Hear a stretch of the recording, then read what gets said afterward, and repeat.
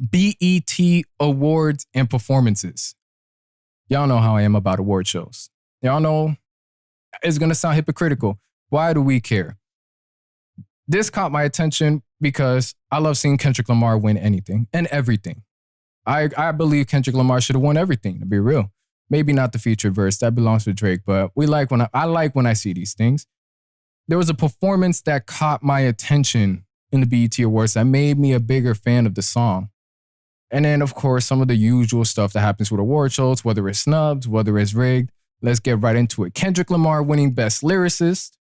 Hip Hop Album, Mr. Morale and the Big Steppers. Producer that won was... I don't know, my notes just got butchered, but going over to Hip Hop Artist of the Year, Kendrick Lamar. Music video, Family Ties, Breakthrough, Glorilla, collaboration, Future, Drake and Thames with... Y'all already know the track. Do I really need to say the name? Wait for you. Going over Song of the Year, Big Energy by Lotto.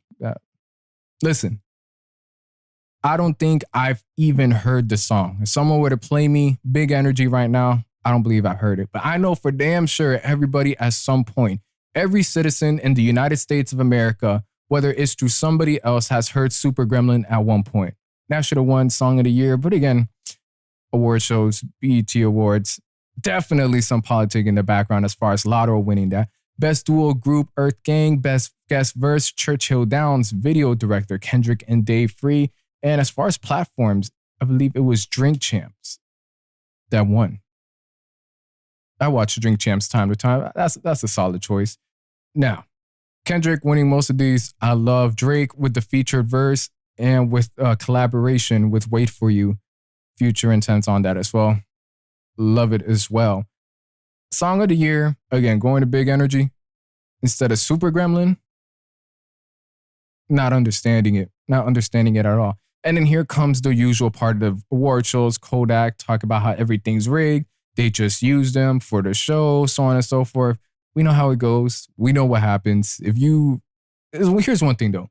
If you're not prepared to show up and lose, don't complain.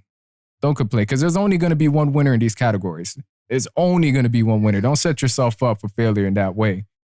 Going on from there, Joey Badass's performance on the BET Awards. Loved it. Loved the fact that they had Joey Badass on there. And then when it comes to this one specific track, Beat All the Odds. Did I butcher it? I definitely believe I butchered it. I got y'all right here. This is going to be a slight hiatus here. Lil TJ, Beat the Odds. This was a song, when I first heard it, I thought it was pretty dope. Then I saw the live performance. I was like, all right, that's in my rotation now. It's in my rotation. I feel like it's a soundtrack to my life for the past 24 hours. Any obstacle, anything I had to overcome, even if it's as simple as, I don't know, making myself food, I beat the odds. I beat the odds. Now, going into some of the numbers, some statistics, we're going to be going over accolades. Eminem and Juice WRLD's Godzilla surpassed 1 billion streams recently. This is monumental. Seeing Eminem engage himself with a newcomer. I wouldn't even say a newcomer. I mean, at the time, with somebody from the younger generation and make a hit, a song that's catchy, that sounds fresh. It doesn't sound too overly technical, stale, and has a great amount of replayability. You love to see it. 1 billion streams, and this is a track that's forever just going to be a classic in Eminem discographies, as well as Juice WRLD. Older generation, new generation, two worlds collide. Spectacular. Future's Wait For You broke the record at #1 on the mainstream R&B and hip-hop airplay charts. This seems like a very specific part of a chart. We're not talking about Billboard Hot 100s.